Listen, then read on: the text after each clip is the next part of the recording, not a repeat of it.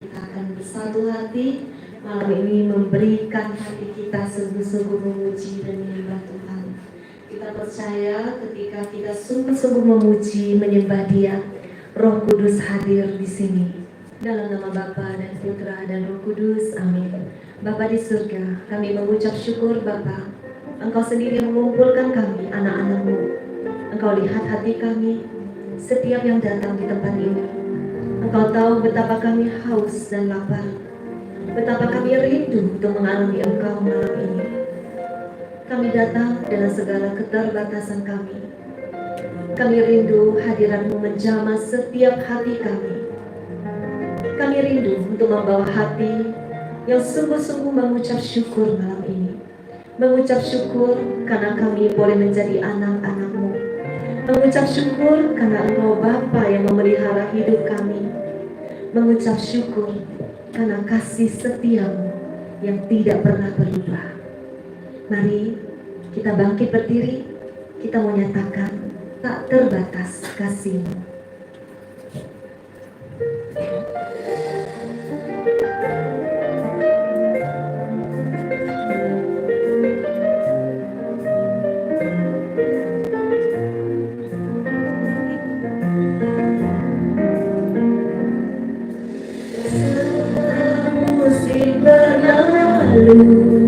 Namun Kau selalu peliharaku,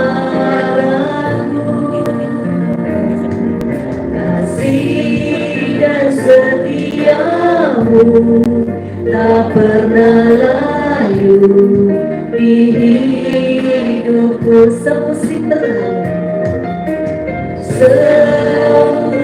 berlalu, namun Kau selalu peliharaku, kasih dan setia-Mu tak pernah layu di hidupku. Lebih luas dari samudra, kebaikan-Mu Bapa takkan habis di hidupku. Lebih tinggi dari cakrawala, tak terbatas kasih-Mu. Sungguh ku bersyukur. Mari kita ulangi sekali lagi. Semusim berlalu.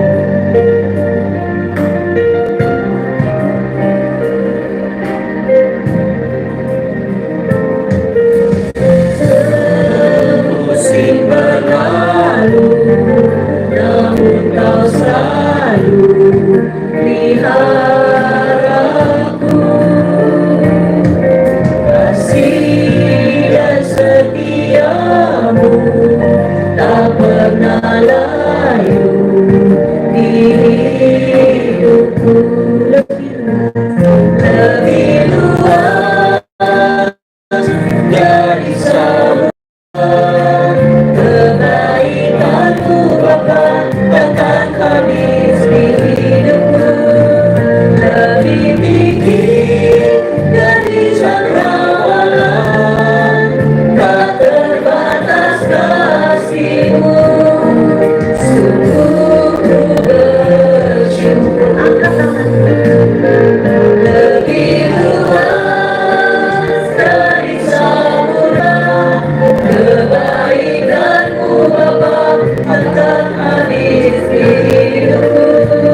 Lebih tinggi dari cakrawala, tak terbatas kasih-Mu. Sungguh ku bersyukur.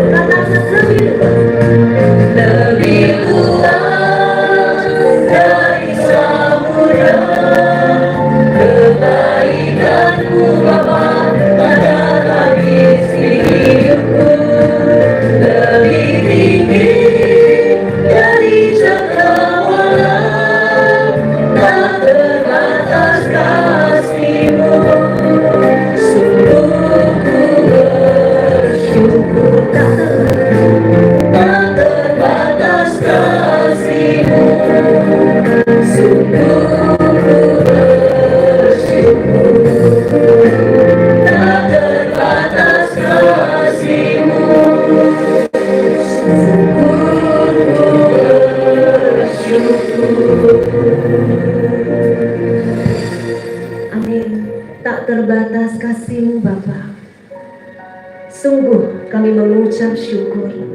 terutama Engkau sendiri yang memanggil kami menjadi anak-anak-Mu, terutama karena Engkau sendiri yang membawa pulang setiap kami. Di saat kami lari menjauh, di saat kami hilang, Engkau yang membawa kami pulang. Sehingga satu persatu kami di tempat ini boleh mengalami perjumpaan dengan Engkau. Kami tidak hilang. Di dalam setiap pergumulan yang Engkau izinkan, Engkau membawa kami makin dekat. Kami sungguh bersyukur. Kami sungguh bersyukur. Bapa, kami mau masuk lebih dalam lagi. Kami mau mengalami Engkau, Allah yang hidup, yang mengisi setiap hati kami malam ini. Engkau menyelidiki setiap hati kami, Bapa. Engkau melihat hati kami. Engkau tahu apakah kami sungguh-sungguh mengasihi-Mu saat ini. Kami mau datang, Bapa, dengan hati kami yang terbatas. Kami tidak mampu, kami tidak layak, kami masih jatuh dan jatuh lagi ke dalam dosa. Kami mau datang, kami berani datang karena kami tahu hati-Mu penuh dengan belas kasihan, hati-Mu penuh dengan kerahiman. Ketika kami datang mohon ampun, Engkau tidak pernah menolak kami. Selidiki aku Tuhan, lihat hatiku, bawa aku untuk setia kepadamu.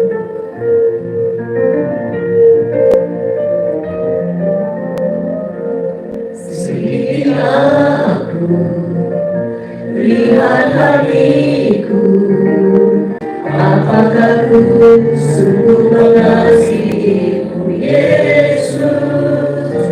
Kau yang Maha tahu dan menilai hidupku, tak ada yang tersembunyi bagi-Mu. Selidiki aku, lihat hatiku, apakah ku sungguh mengasihi-Mu Yesus.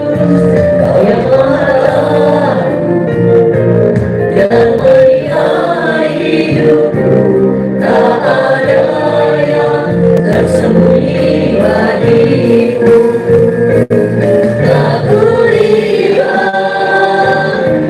kebaikan-Mu yang tak pernah habis di hidupku. Ku berjuang sampai akhirnya, Kau dapati aku tetap setia. Ini kami Tuhan, lihat hati kami. Mari datang kepada Tuhan saat ini. Engkau tidak bisa bersembunyi di hadapan-Nya. Dia mengenalmu, Dia mengenalmu karena Dia Bapa yang memilikimu. Dia mengenal seluruh hatimu. Dia mengenal kedalaman hatimu. Dia tahu kelemahanmu. Dan Dia tidak pernah menolak engkau. Ketika engkau mau datang dengan kerendahan hati, ampuni aku Bapa, ampuni aku. Jika engkau melihat hatiku saat ini, aku jauh dari mengasihi-Mu, aku jauh dari setia Bapa. Ampuni aku, ampuni aku. Bawa aku makin mendekat, bawa aku makin memahami rencana-Mu di dalam hidupku. Bawa aku untuk taat kepada firman-Mu. Bawa aku berjalan dengan setia kepadamu. Mari sekali lagi kita ulangi. Selidiki aku Tuhan.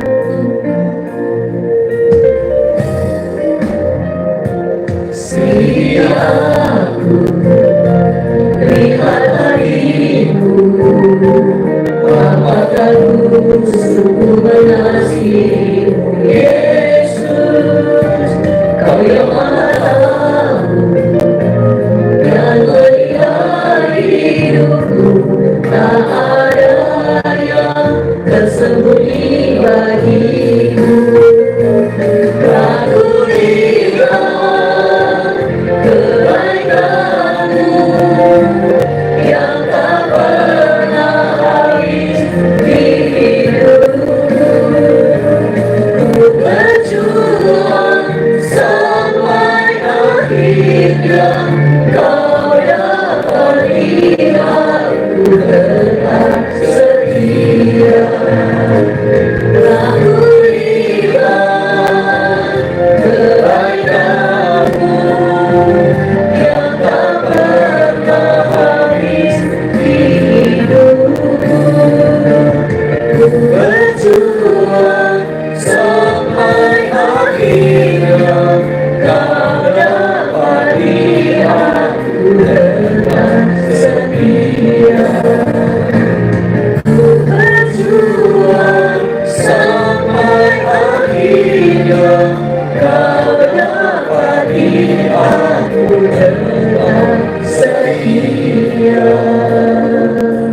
Amin.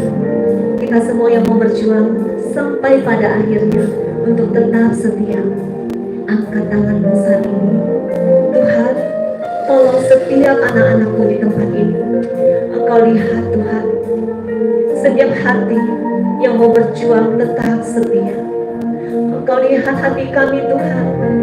Engkau lihat segala keterbatasan kami, jatuh bangun kami. Kami tidak mampu, tetapi kami mengangkat tangan kami saat ini. Kami membutuhkan Engkau, Kudus. Kami membutuhkan penolong yang setia. Bahwa di dalam segala perkara, kami mampu menanggungnya bersama Engkau.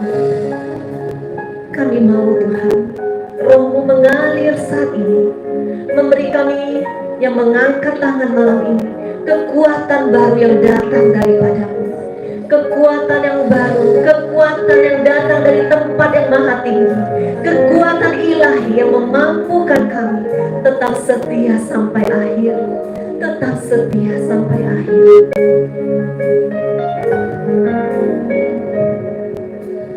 Penolong yang selalu setia, memenuhi keperluanku. Tak pernah dia mengecewakan. Yesusku tak pernah gagal. Penolong yang selalu setia, memenuhi keperluanku. Tak pernah dia mengecewakan. Yesusku tak pernah gagal. Segala perkara dapat ku tanggung. Di dalam Dia yang memberi kekuatan. Tuhan Yesus penolong dan sahabat. Tetap percaya Tuhan setia. Segala perkara dapat ku tanggung. Di dalam Dia yang memberi kekuatan. Tuhan Yesus penolong dan sahabat. Tetap percaya Tuhan setia. Engkau yang saat ini mengalami pergumulan, Engkau yang saat ini merasakan hidup ini berat Tuhan, persoalan ini tidak mampu aku tanggung. Mari malam ini katakan dengan penuh ini, segala perkara dapat ku tanggung di dalam Dia, di dalam Dia yang memberi kekuatan kepadaku. Mari kita ulangi, kita nyanyikan segala perkara.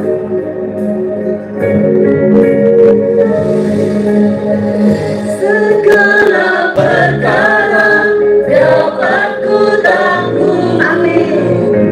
Di dalam Dia yang memberi kekuatan. Tuhan Yesus penolong dan sahabat. Tetap percaya Tuhan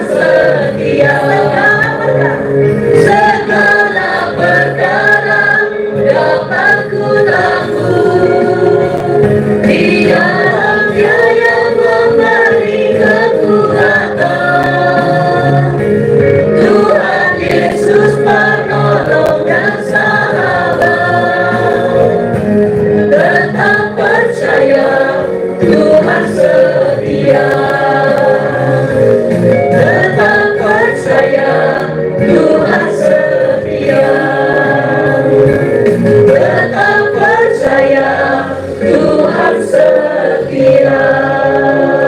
Amin. Tetap percaya, meskipun saat ini pergumulanmu,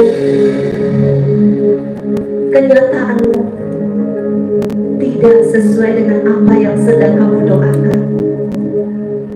Tuhan tidak pernah berjanji bahwa ikut Tuhan hidupmu akan baik-baik saja. Kalau ikut Tuhan tidak ada persoalan, tetapi Dia berjanji untuk menyertai engkau dan aku. Dia berjanji menyertaimu sepanjang umur hidupmu. Dia berjanji menjadi penolong dan sahabatmu. Ketika Dia berjanji, kita bisa percaya kepadanya. Mungkin manusia mengecewakan, mungkin janji manusia tidak setia, tetapi janji Bapamu adalah setia. Ketika Dia berjanji menyertaimu, Dia sanggup melakukannya. Dan ketika Dia menyertaimu, tidak ada persoalan yang bisa menjatuhkan, tidak ada persoalan yang bisa menghancurkan hidupmu. Persoalan akan membawamu naik, naik, dan naik. Engkau akan mengalami lebih lagi kuasanya. Di dalam setiap persoalan yang Dia izinkan, engkau akan melihat kuasanya dinyatakan. Engkau akan melihat mujizat dinyatakan. Engkau akan melihat Allah yang kau sembah itu adalah Allah yang hidup, bukan Allah yang mati. Mari kita mau masuk lebih dalam lagi. Dia Allah yang El Shaddai. Dia Allah yang besar, yang lebih besar dari segala persoalanmu. Mari katakan dengan iman, aku tidak akan takut lagi, karena Dia Allah yang menjagaku, Allah yang El Shaddai.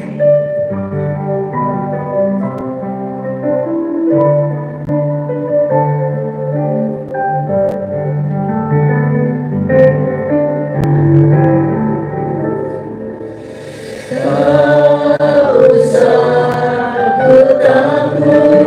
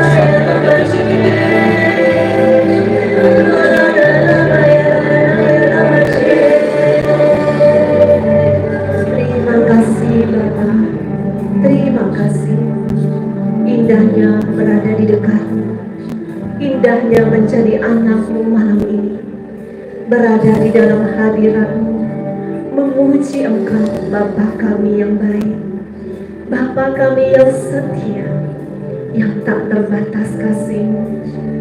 Terima kasih Bapa, terima kasih, terima kasih.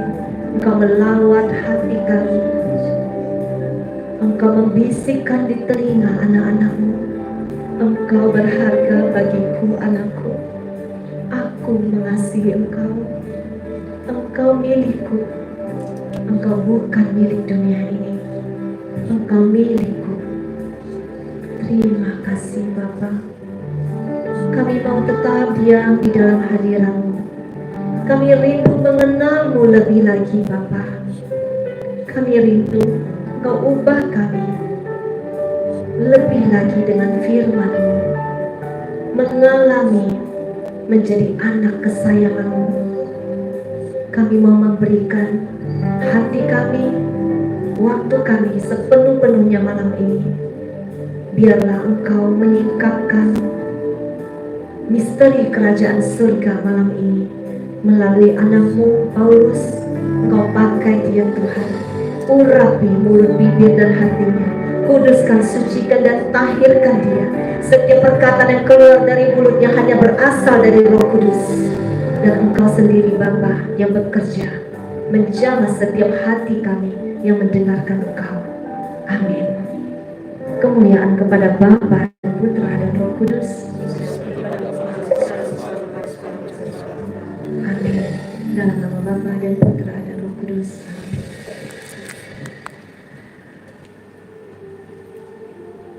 Bapak Ibu semuanya, saya mau mengajak kita untuk merenungkan dari Injil Matius. Matius bab 17 ayat ke-14. Mari kita tundukkan kepala. Terima kasih Bapa, Putra dan Roh Kudus. Saat ini biarlah atmosfer di seluruh ruangan ini hanya dikuasai oleh Roh Kudus. Atmosfer di seluruh gedung ini, di seluruh langit di atas kota ini hanya dikuasai oleh Roh Kudus. Singkapkan misteri kerajaan surga. Nyatakan kepada kami, orang-orang kecil dan sederhana, yang lapar dan haus akan firman. Di dalam nama Yesus kami berdoa dan mengucap syukur. Amin. Bapak Ibu, malam hari ini saya mau mengajak kita semua ada satu poin. Bapak Ibu yang ada di sini, secara khusus juga para tim pelayan, saya ingin mengajak kita merenungkan sesuatu yang lebih dalam. Saya juga melihat di sini banyak wajah-wajah yang sangat setia mengikuti Zoom setiap Jumat. Komsel besar kita tidak pernah lolos. Saya ucapkan apresiasi sebesar-besarnya. Nah, pertumbuhan iman kita harus berjalan naik ke atas. Iman tidak bisa berhenti. Ketika iman Anda berhenti, iman Anda dan saya berhenti, maka iman Anda dan saya perlahan-lahan akan jatuh kembali. Kenapa? Sekali Petrus memutuskan mengikut Yesus, maka dia harus selamanya mengikut Yesus. Sesaat saja ketika dia berpikir untuk tidak mau lagi mengikut Yesus sesudah Yesus bangkit, dan kita sama-sama tahu Petrus kembali pergi menjala ikan, betul? Di awal karya panggilan, Petrus mengikut Yesus. Sesudah itu ketika Yesus bangkit, Petrus kembali menjala ikan, betul? Kita sama-sama tahu. Ketika Petrus menjala ikan, Petrus pergi ke laut. Ketika dia pergi ke laut menjala ikan, Yesus ada di mana? Yesus ada di darat. Akhirnya Petrus melompat ke laut dan berenang kembali ke darat. Itu adalah panggilan. Sekali Anda dan saya menanggapi panggilan Tuhan, Anda dan saya tidak dapat pergi kemana-mana. Kenapa? Bukan karena Tuhan ingin memonopoli Anda, bukan Tuhan ingin memaksakan kehendaknya kepada Anda, tetapi karena Dia tahu rancangannya adalah yang terbaik untuk Anda. Rancangannya adalah yang terbaik. Kalau kita bandingkan kenapa orang yang tidak mengikut Tuhan tidak memiliki banyak persoalan, uang datang dengan gampang dan sebagainya. Yang Anda lihat adalah persoalan di dunia ini, kehidupan di dunia ini. Anda tidak tahu kemana roh orang itu setelah dia meninggal. Jadi, pergumulan Anda dan saya yang bercucuran air mata saat ini adalah untuk mempersiapkan bagi kita suatu kehidupan yang kekal. Yang kekal. Mari kita bersama-sama melihat dari Matius bab 17 ayat 14. Malam hari ini saya mau mengajak kita untuk merenungkan satu alur begini. Level-level iman. Kenapa iman itu memiliki level? Tentu saja ketika Anda lahir baru, iman Anda adalah iman bayi. Tetapi bayi butuh pertumbuhan untuk menjadi dewasa. Nah, di pertumbuhan untuk menjadi dewasa itu, Anda dan saya mulai masuk ke dalam level-level iman. Saya ingin mengajak kita untuk menaikkan level iman Anda. Kenapa? Iman yang mungkin Anda dapatkan atau kondisi iman Anda saat Anda bertobat atau saat Januari waktu kami datang tentu saja harus berbeda dengan kondisi Anda saat ini. Kenapa? Tantangan Anda semakin berat. Tantangan semakin besar. Matius bab 17 ayat ke-14, judul perikop ini adalah Yesus menyembuhkan seorang anak muda yang sakit ayam.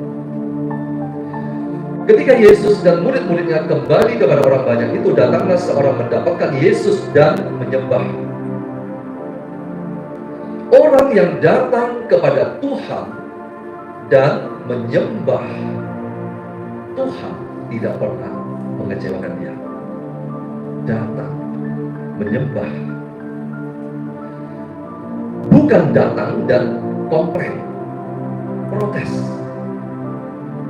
tetapi datang menyembah. Katanya, Tuhan kasihanilah anakku. Orang ini ternyata memiliki anak yang sakit. Ia sakit ayam dan sangat menderita. Ia sering jatuh ke dalam api dan juga sering ke dalam air. Aku sudah membawa siapa? Membawa anak itu kepada murid-muridmu, tetapi mereka tidak dapat menyembuhkannya. Jadi orang tua ini sudah berkali-kali membawa kepada murid Yesus, tetapi murid Yesus tidak dapat menyembuhkan mereka. Artinya apa?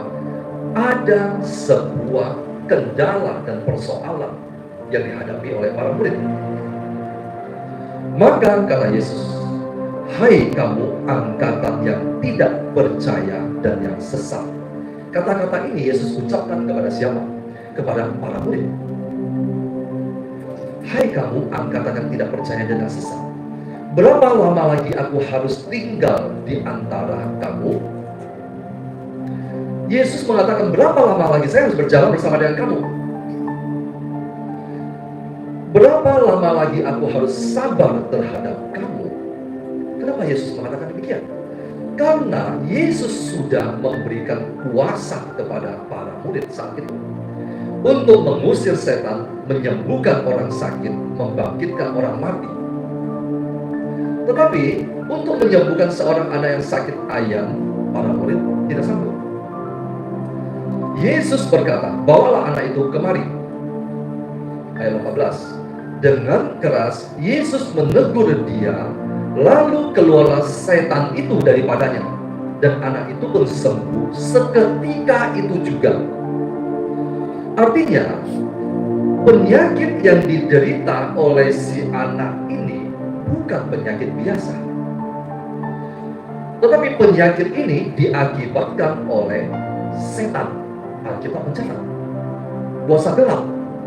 Dengan keras Yesus menegur dia, lalu keluarlah setan yang mengakibatkan anak itu sakit, dan anak itu pun sembuh seketika. Kenapa? Karena bukan sakit karena penyakit, tetapi sakit karena setan. Begitu sumber persoalannya diselesaikan, anak itu sembuh. Ayat 19. Kemudian murid-murid Yesus datang, dan ketika mereka sendirian dengan Yesus, bertanyalah mereka, "Mengapa kami tidak dapat mengusir setan itu?"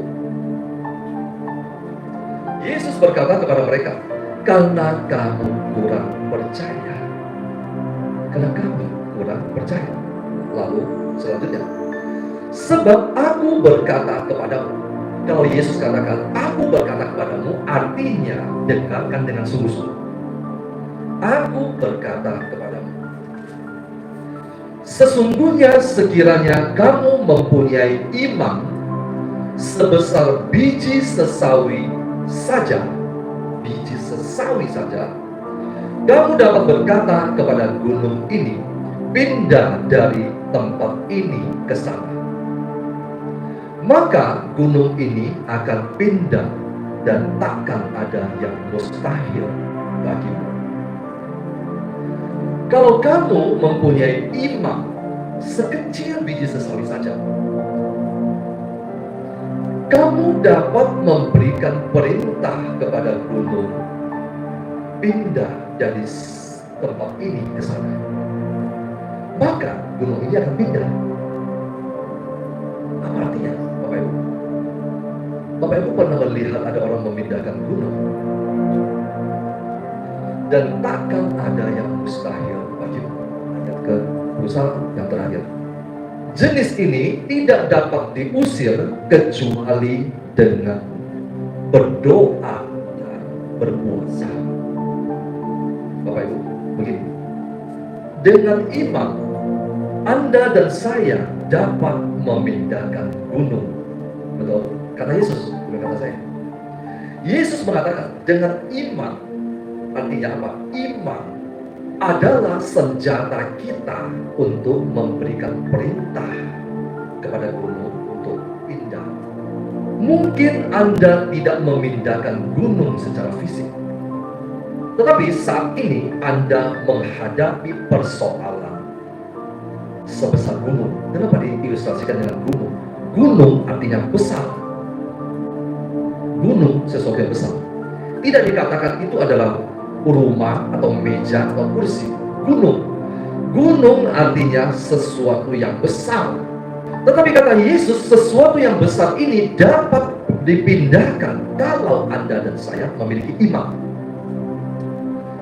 Persoalannya adalah bagaimana Anda dan saya dapat memiliki iman sampai pada satu level tertentu sehingga sanggup memindahkan gunung persoalan Anda. Bagaimana? Di akhir ayat itu Yesus katakan, jenis ini tidak dapat diusir kecuali dengan berdoa dan berpuasa. Para murid sebetulnya sudah memiliki iman, tetapi dia tidak memiliki iman dalam level tertentu untuk menghadapi persoalan ini. Sehingga mereka butuh menaikkan level imannya sampai pada satu titik. Bapak Ibu, ketika Anda dan saya, Anda menghadapi persoalan, Anda menghadapi persoalan dan Anda berdoa, 5 senjata, betul? 5 senjata, tetapi persoalan Anda belum selesai. Kalau Anda berada di jalur, di rel yang telah Tuhan tentukan, dan kemudian Anda berjalan, dan semakin Anda berjalan, kenapa persoalan semakin banyak? Percayalah bahwa persoalan itu Tuhan izinkan untuk menaikkan level iman Anda. Persoalan yang Anda hadapi bukan karena dosa. Banyak orang menghadapi persoalan karena dosa. Karena Anda jatuh ke dalam dosa, karena Anda dikuasai iblis, karena Anda selingkuh dan sebagainya, kemudian Anda jatuh ke dalam lumpur dosa, maka Anda dikuasai iblis, dan iblis bisa menghancurkan Anda, karena dia adalah pencuri. Nah, tetapi kalau Anda bukan yang tadi saya sebut itu, tetapi Anda berjalan di rel Tuhan, karena saya berbicara di hadapan kalian yang sudah mengikuti retret RPH, dan sudah konsisten menjalankan. Jadi saya lebih mudah menyampaikan. Kalau Anda sudah mengikuti rel ini berjalan, tetapi persoalan Anda kenapa kelihatan semakin besar, atau persoalan yang Anda lawan belum juga kelihatan titik terangnya, percaya Tuhan sedang ingin menaikkan level iman Anda. Persoalan diizinkan untuk menaikkan level iman Anda. Nah, bagaimana caranya Anda menaikkan level iman Anda? Doa. Tadi dikatakan doa dan puasa. Oke, saya simpelkan satu kata, doa. Doa, 5 senjata yang Anda lakukan ketika Anda pertama kali mengikuti retret. 5 senjata itu menghantam Anda kembali kepada posisi, saya katakan kepada posisi titik nol. Tadi Anda minus. 5 senjata membuat Anda bertobat, membuat Anda kembali berjumpa dengan Tuhan, membuat Anda menyadari bahwa selama ini kamu salah, menyadari bahwa saya harus kembali. Anda jalankan 5 senjata. Nah, 5 senjata itu membuat Anda tadi yang minus kembali kepada posisi nol. Anda mulai start, Anda mulai berjalan. Tetapi dengan berjalannya waktu, 5 senjata Anda itu tidak cukup. Anda butuh melipat gandakan jam doa Anda untuk menaikkan level iman Anda. Saya diizinkan Tuhan menghadapi banyak persoalan, sampai saya meratap, menangis, berteriak di hadapan Tuhan. Kenapa saya melakukan pekerjaan Tuhan, tapi persoalan datang begitu banyak? Apakah Anda yang tidak melakukan pekerjaan Tuhan tidak punya persoalan? Lebih banyak lagi persoalan, dan Anda berjalan sendirian. Saya diizinkan menghadapi banyak persoalan. Dan ketika saya masuk ke ruang doa, saya berteriak. Bukan berteriak 1 hari, 2 hari Tuhan jawab. Tidak. Anda butuh berteriak berhari-hari, berminggu-minggu, berbulan-bulan, bahkan tahun. Baru kemudian Tuhan singkapkan sedikit. Kenapa Anda hadapi banyak persoalan? Tuhan jawab, karena saya sedang menuntun Anda melewati padang gurun. Kenapa saya harus masuk ke padang gurun, Tuhan? Kenapa orang lain tidak usah? Tuhan menjawab, karena di padang gurun adalah tempat saya memurnikan Anda. padang gurun. Persoalan itu menghantam Anda, membuat Anda meratap di hadapan Tuhan. Lewat persoalan Anda mulai memberikan lebih banyak waktu untuk berdoa. Saya diizinkan dihantam begitu banyak persoalan. Mungkin kalau Bapak Ibu melihat saya berbicara di Zoom, Anda mengira saya tidak punya persoalan. Anda mengira saya tidak punya hutang. Cuma Anda yang punya hutang. Kita diizinkan menghadapi banyak persoalan. Saya baru tahu setelah sekian waktu, akhirnya Tuhan mengizinkan itu untuk membawa saya masuk ke dalam sebuah kehidupan doa yang baru. Tadinya saya memakai 5 senjata. Oke, setiap hari saya melakukan A, B, C, D, E, selesai. Dengan berjalannya waktu, persoalan semakin besar. Ternyata tidak bisa. Kayak begini, saya harus tingkatkan. Nah, ketika persoalan datang, Anda tidak lari pergi dari Tuhan, tetapi Anda lari kepada Tuhan. Di saat Anda lari kepada Tuhan, meratap di hadapannya, kemudian Dia akan singkapkan. Ternyata persoalan itu diizinkan untuk membawa saya masuk ke dalam kehidupan doa yang baru. Saya butuh berdoa 1 jam di pagi hari sebelum jam 12 siang. Lalu saya harus berdoa 1 jam lagi sesudah jam 12 siang. Kalau ada waktu nanti malam 1 jam lagi, 3 jam sehari. Untuk apa? Untuk mengetahui apa yang Tuhan inginkan untuk saya.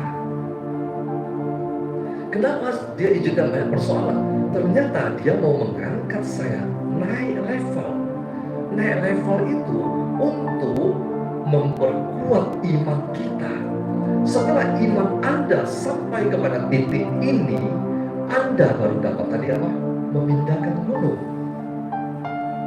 Banyak orang ingin memindahkan gunung, tetapi orang tidak mau melewati proses ini. Nah, kenapa Yesus katakan doa jenis ini tidak dapat diusir kecuali Anda berdoa? Iman Anda harus sampai pada satu titik sampai Anda baru dapat memindahkan gunung, yaitu lewat doa. Ketika Anda menghadapi persoalan dan Anda lari kepada Tuhan dan Anda berdoa, memperkuat kehidupan doa Anda berkuat. Anda datang kepada Tuhan bukan untuk komplain, bukan untuk protes, tetapi Anda datang kepada Dia percaya 100% apapun yang Dia izinkan terjadi adalah yang terbaik.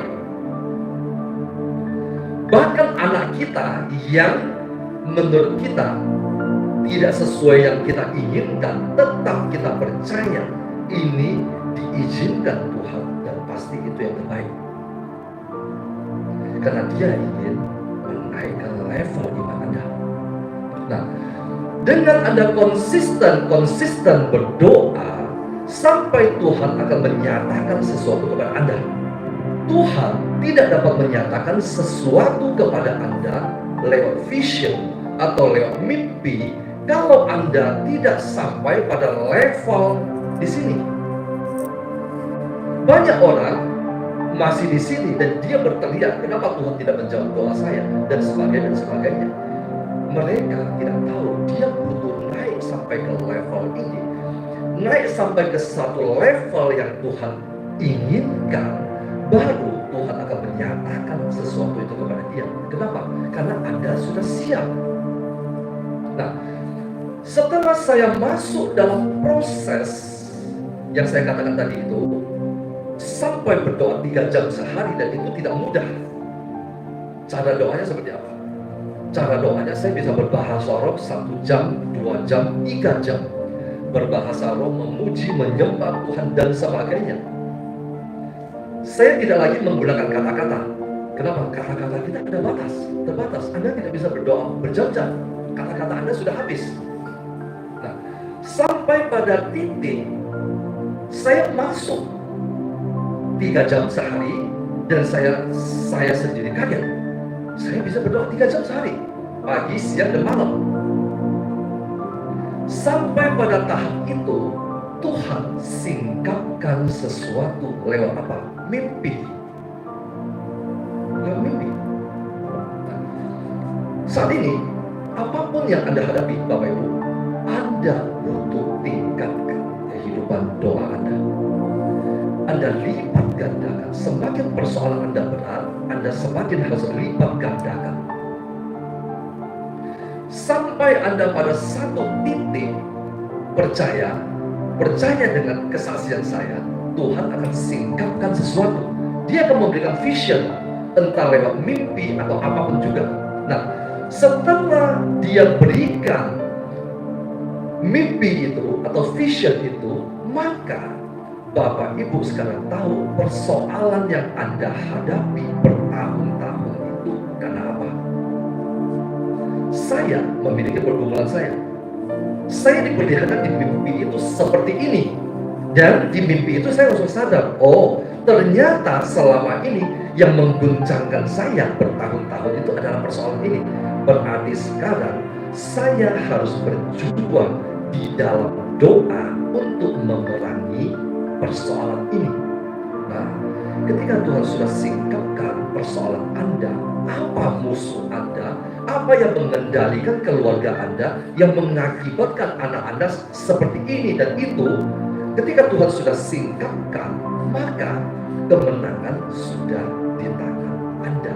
Saya bukakan dari Efesus 6. Di dalam Efesus 6 ayat ke-10, Rasul Paulus katakan begini. Bapak Ibu, coba berikan perhatian. Akhirnya hendaklah kamu kuat di dalam Tuhan, kata Rasul Paulus kepada jemaat di Efesus yang penuh dengan pergumulan tantangan. Akhirnya hendaklah kamu kuat di dalam Tuhan. Anda dan saya harus kuat di dalam Tuhan. Kenapa Anda dan saya harus kuat di dalam Tuhan? Karena Anda dan saya dipanggil untuk menjadi prajurit. Tuhan mau mengangkat kita sebagai prajurit. Apa tugas prajurit? Berperang. Anda harus berperang. Anda harus pindahkan gunung itu sendiri. Makanya Yesus tidak katakan, kalau kamu memiliki iman, maka kamu dapat mencari saya, dan saya akan memindahkan gunung untuk Anda. Tidak. Tapi kalau kamu memiliki iman, maka kamu dapat berkata kepada gunung ini. Yang berkata siapa? Tuhan atau kamu? Kamu. Kamu yang harus memberikan perintah kepada gunung ini untuk pindah. Persoalan yang dihadapi oleh kekristenan zaman sekarang adalah semua orang berteriak kepada Tuhan, meminta Tuhan menyelesaikan persoalannya. Tetapi Tuhan memanggil Anda dan saya menjadi anak-anak Allah. Apa itu anak-anak Allah? Anak-anak Allah ketika Adam pertama diciptakan, Adam diberi tugas untuk berkuasa. Berkuasa atas burung di langit, binatang di darat, dan ikan-ikan di laut. Anda dan saya diciptakan Tuhan untuk menjadi penguasa. Jadi status kita adalah anak-anak Allah. Selain status kita adalah anak-anak Allah, Anda dan saya dipanggil untuk menjadi prajurit. Akhirnya hendaklah kamu kuat di dalam Tuhan, di dalam kekuatan kuasanya. Anda dan saya harus kuat dengan kuasa Tuhan. Bapak Ibu menangkap apa yang saya sampaikan? Anda harus menjadi kuat. Bagaimana Anda bisa menjadi kuat kalau Anda tidak memiliki kehidupan doa? Anda tidak dapat selalu datang untuk mencari hamba Tuhan untuk mendoakan Anda. Anda memiliki kuasa lebih besar dibanding siapapun juga untuk mendoakan anak-anak Anda. Kenapa? Dia adalah darah daging Anda. Ayat 11. Kenakanlah seluruh perlengkapan senjata Allah. Kita sudah tahu ayat ini. Banyak pengkhotbah berbicara tentang ayat ini, tapi coba kita baca perlahan-lahan. Kenakanlah seluruh perlengkapan senjata Allah. Artinya apa? Allah punya senjata. Allah punya senjata dan manusia harus mengenakan senjata Allah. Supaya apa? Supaya kamu dapat bertahan melawan tipu muslihat iblis. Bapak Ibu, Anda suka tidak suka, percaya tidak percaya akan adanya iblis atau tidak, iblis ada. Anda boleh tidak percaya, tapi iblis menjalankan pemerintahan dari atas dan dia mengontrol. Dia menyebarkan roh perselingkuhan.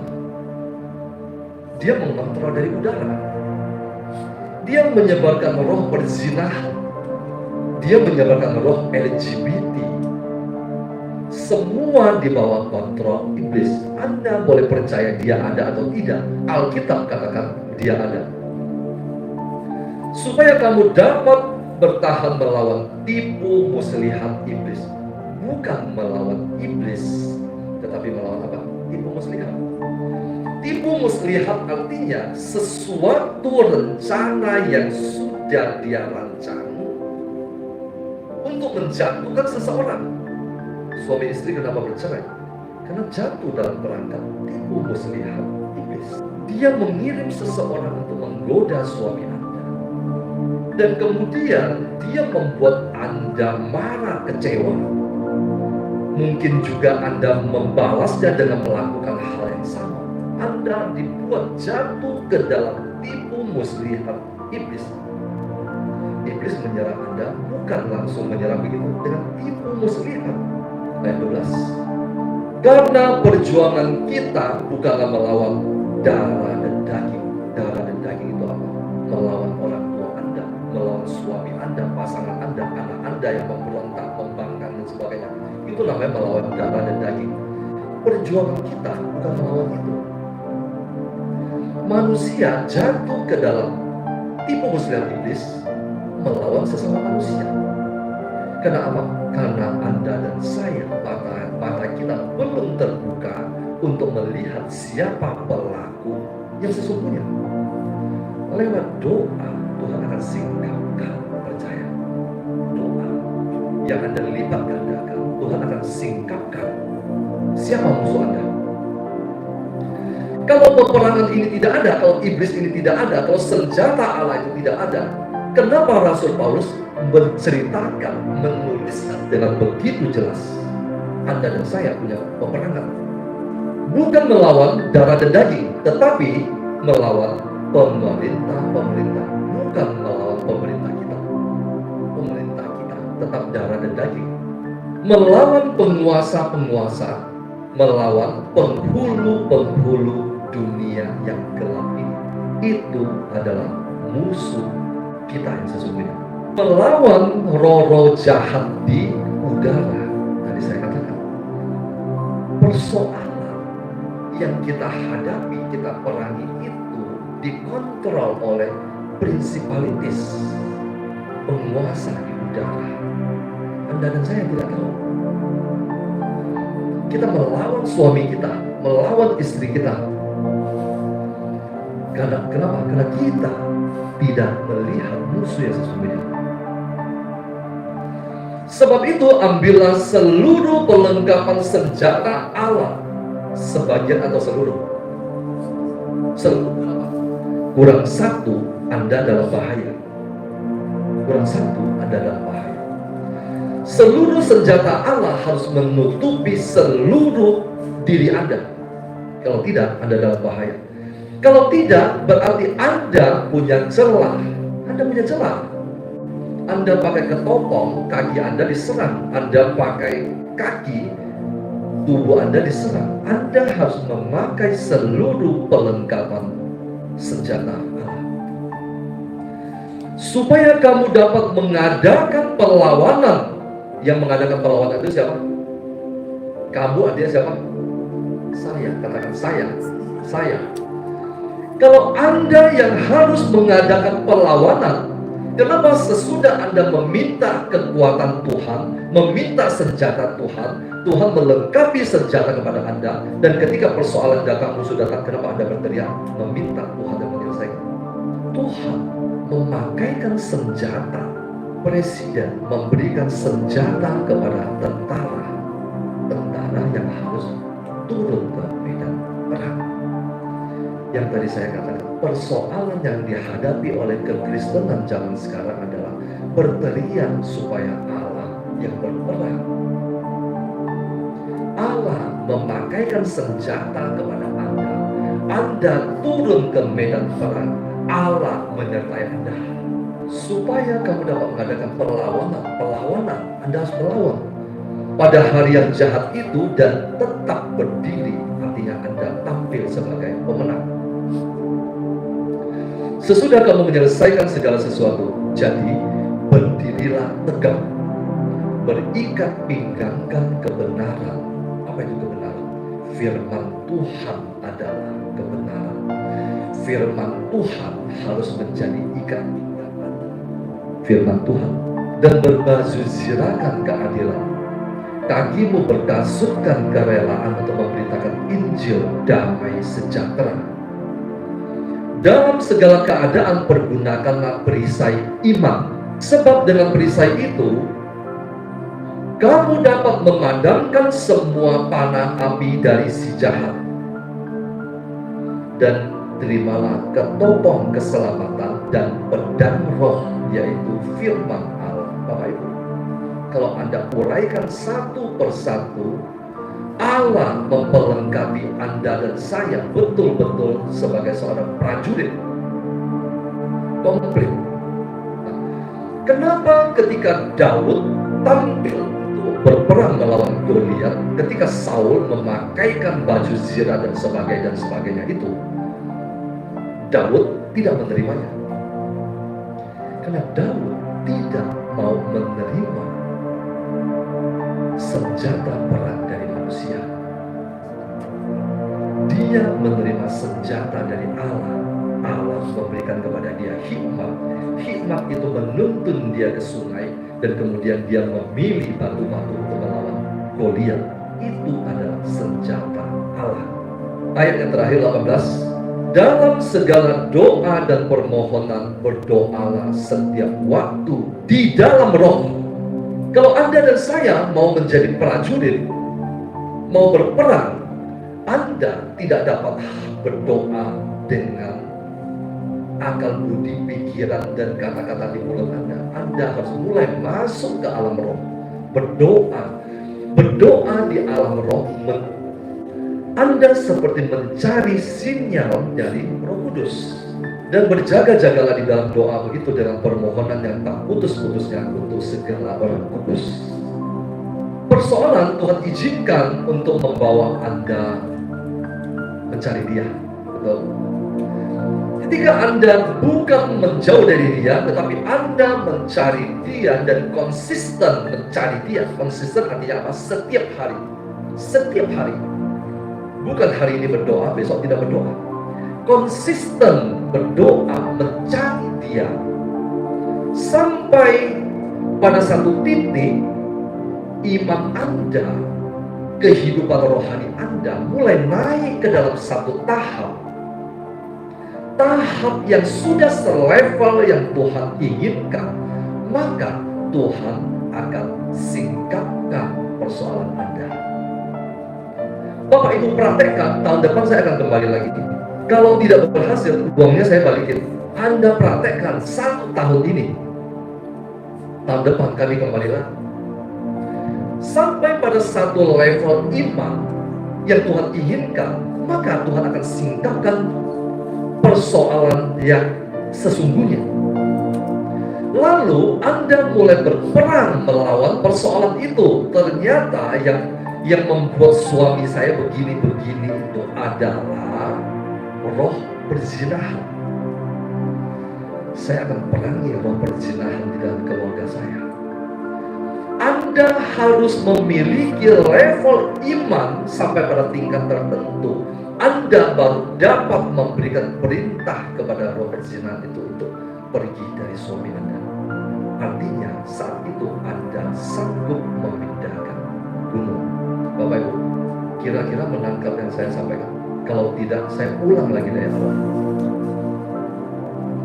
Sampai pada satu level iman yang Tuhan inginkan, Dia singkapkan dan kemudian Anda melihat persoalan itu, dan Anda dapat memberikan perintah kepada persoalan tadi itu untuk pergi dari keluarga Anda, saat itulah Anda dapat memberikan perintah kepada gunung persoalan untuk pindah.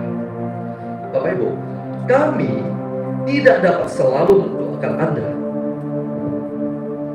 tapi Anda ketika sampai pada level ini, jadi tugas kami adalah menuntun Anda sampai pada level ini.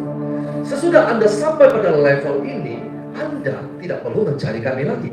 Anda sudah tahu bagaimana cara untuk memerintahkan gunung persoalan ini. Apa gunung persoalan saat ini? Roh ketakutan yang menyerang pikiranmu adalah gunung persoalanmu juga. Anda takut besok rumahmu disita bank, Anda takut bulan depan tidak bisa membayar gaji karyawan dan sebagainya. Itu adalah gunung persoalan Anda. Anda baru dapat memberikan perintah supaya pergi ketika Anda sudah berada di sini, Bapak Ibu. Ketika Anda sampai pada tahap ini, Tuhan akan singkapkan banyak hal. Tuhan singkapkan banyak hal, tetapi tidak sekaligus. Saya berdoa meratap, kenapa saya hadapi persoalan ini? Apakah Tuhan Engkau ada atau tidak ada? Menangis di hadapan Tuhan, meratap. Saya berharap bulan ini adalah terakhir Tuhan menjawab doa saya. Ternyata Dia tidak menjawab doa saya. Tapi Dia hanya katakan, aku di sini bersamamu. Persoalan saya belum selesai, Tuhan. Persoalanmu boleh belum selesai. Kenapa? Karena Anda belum sampai di sini. Tetapi Tuhan katakan, Dia ada bersamamu. Kalau Dia ada bersamamu, ikutin setiap seluk-beluknya. Makanya kenapa Daud bisa berkata, di dalam lembah kekelaman, aku tidak takut bahaya. Kenapa? Karena di dalam lembah kekelaman Tuhan bersama dengan dia.